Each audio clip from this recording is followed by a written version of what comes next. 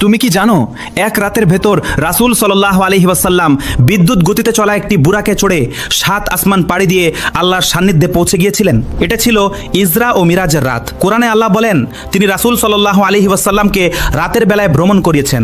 সূরা ইসরা। রাসূল সাল্লাল্লাহু আলাইহি ওয়াসাল্লাম বুরাকে চড়ে মক্কা থেকে বাইতুল মাকদিসে গেলেন। বুরাকের গতি ছিল অবিশ্বাস্য, যেন আলোর গতিতে চলছে। তার এক কদম পড়ত যতদূর তার চোখ দেখতে পেত।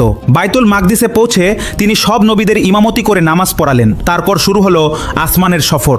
এক আসমানে আদম আলাইহিস ওয়াসাল্লাম, 2 আসমানে ঈসা ও ইয়াহিয়া আলাইহিস ওয়াসাল্লাম, 3 আসমানে ইউসুফ আলাইহিস ওয়াসাল্লাম, 4 আসমানে ইদ্রিস আলাইহিস ওয়াসাল্লাম, 5 আসমানে হারুন আলাইহিস ওয়াসাল্লাম, 6 আসমানে মূসা আলাইহিস ওয়াসাল্লাম আর 7 আসমানে ইব্রাহিম আলাইহিস ওয়াসাল্লাম। সবাই তাকে স্বাগত জানালেন। তারপর রাসূল সাল্লাল্লাহু আলাইহি ওয়াসাল্লাম পৌঁছালেন সিদরাতুল মুনতাহায়। সেখানে আল্লাহ আমাদের জন্য 5 ওয়াক্ত নামাজ উপহার দিলেন। সুবহানাল্লাহ।